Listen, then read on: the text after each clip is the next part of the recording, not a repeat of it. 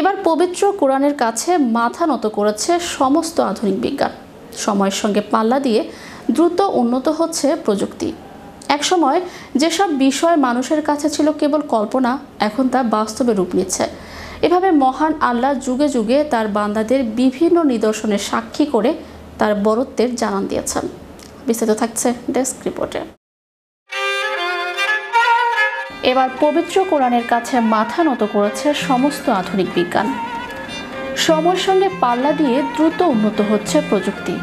একসময় যেসব বিষয় মানুষের কাছে ছিল কেবল কল্পনা, এখন তা বাস্তবে রূপ নিচ্ছে। এভাবে মহান আল্লাহ যুগে যুগে তার বান্দাদের বিভিন্ন নিদর্শনের সাক্ষী করে তার বরত্বের জানান দিয়েছেন, যা থেকে কেবল জ্ঞানীরাই শিক্ষা গ্রহণ করে। কোরআন হাদিসে বর্ণিত আল্লাহর সাহায্যে সংগঠিত হওয়া নবী রাসূলদের মুজিজাগুলো ঠিক এরকম।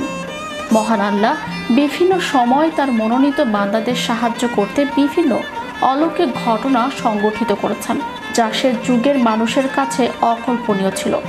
যারা ঈমানদার ছিল, এসব ঘটনা তাদের ঈমান আরো বাড়িয়ে দিয়েছিল। আর যারা ছিল বেঈমান, তারা মহান আর যেসব তথাকথিত জ্ঞানী পরবর্তী সময়ে এসেছে, তারা তো এসব ঘটনাকে নিছক রূপকথা বই কিছুই মনে করত না। অথচ মহান আল্লাহ পৃথিবীব্যাপী প্রযুক্তিগত উৎকর্ষ দান করে এমন পরিস্থিতির সৃষ্টি করেছেন যে এখন একটু চিন্তা করলেই বোঝা যায় যে মহান আল্লাহর বাণীগুলো কতটা নিখুঁত ছিল। কোরআন কত সত্য কিতাব, যা ১৫০০ বছর আগে পৃথিবীর শুরু থেকে ঘটে যাওয়া আল্লাহর কুদরতের নিদর্শনগুলো সম্পর্কে আমাদের জানিয়ে গেছেন। অথচ আমরা জ্ঞানের স্বল্পতার কারণে কোরআনের সেই বাণীগুলোর মর্মই বুঝতে পারিনি।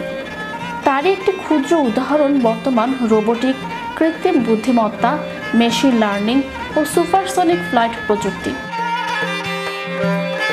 পবিত্র কোরআনে ইরশাদ হয়েছে, আর সুলাইমানের জন্য আমি বাতাসকে অনুগত করে দিয়েছিলাম, যা সকালে 1 মাসের পথ এবং সন্ধ্যায় 1 মাসের পথ অতিক্রম করত। আর আমি তার জন্য গলিত তামার প্রস্রবণ প্রবাহিত করিয়েছিলাম।